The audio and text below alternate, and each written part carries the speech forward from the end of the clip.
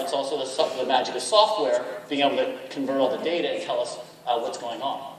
So here's the camera. I mentioned earlier that we have a particular excitement about Skype now, for example, through the Xbox One experience, allows us to see the entire living room, the entire couch, and be able to actually pan and view. So you don't have that problem like, am I centered in front of the camera, but be able to see an HD quality video, what's going on in the conversation. Okay.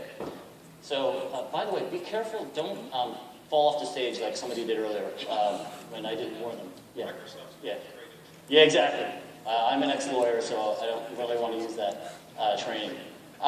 Okay, now, here's where I like to say, have you ever seen yourself converted into data?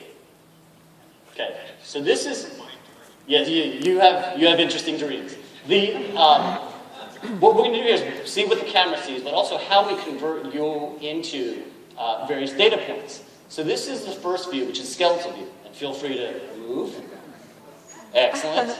So you see, we can see all the joints. We can see the various elements of the skeleton. And one huge advance, which may not be obvious to folks, is that in the old world, we could see the hand as essentially a clump. But if you hold up your hand, we can see thumbs, right? So now we're starting to see some interesting things we can do in the game environment. We can do where we can see a thumbs up, lots of really cool things. Now the skeleton is important to be able to see because we want to be able to see the joints and we want to see the movement to convert those into commands. But we also want to see orientation. So this is called Blockman. So Blockman allows us to see if you can pivot on your swivel, hips, yep. We can see front and back. If you turn your hands, we can see the front and back of the hands. We can distinguish all the different planes within the body as well. Awesome. Now, we go to muscle and force. So this conversion is not just about seeing the body parts, but seeing all of the data around the musculature and the speed. So both of you give me a punch forward. Just punch toward the screen. Small punch. So you see the circles coming out, right? Now if you punch fast and hard, right? Now punch big, right? Circles get bigger. So we're reading, right? Where is the arm? How fast is it moving forward? And we're also looking at things like tension. So stand still. Both of you stand on your right leg only. So see what happens. The right leg turns red, right? Because now we're reading the weight-bearing sections of your body and inferring that that's where the tension is. Move on to your left leg. Okay, so we see it shift there. So do me a favor, jump as high as you can, both feet off the ground. Somebody, okay, again. So do you see what happens, right? So when you leave the ground, your whole body turns green because we no longer read the tension, right, attached to the floor. So this is obviously helpful for us in the gaming environment where, particularly on our fitness games, are you doing the downward dog correctly? Are you tilted? Is your spine not in the right position, etc., right? You don't need to do downward dog. It's okay. All right.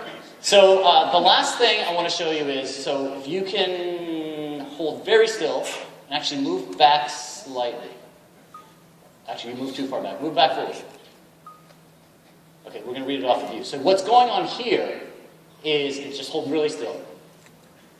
Actually reading the heart rate for the user who's in front of the Kinect. So how are we doing this? There's no stethoscope. No one's actually touching the body. But what we're using is the micro fluctuations that occur in your face and the flesh below your eye have slight variations based on the blood flow, and both in terms of vibration and also the change in color.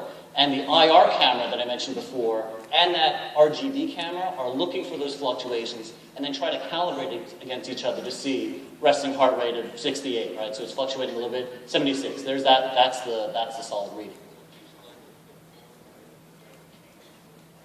It might have some. So the question is actually, Tim is wearing polarized glasses, so it might be blocking a little bit. But actually, it seemed to have read quite just fine before.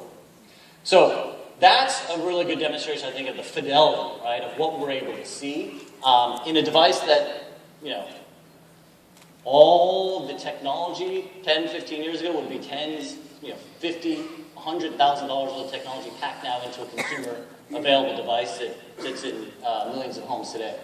Last thing I want to show is that the ability of the camera and technology to see different, the fidelity is also where, if you guys can just give me a big smile, both of you. If you look at the avatar on the right, so we're actually seeing, are you happy or not?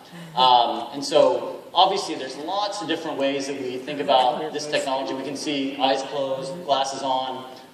So the fidelity of this is absolutely fantastic in terms of what we can do, both in the gaming environment, entertainment environment, and potentially also now in the communications environment as well. All right, so thank you, McCall and Tim, for that. We can switch over. Thank you.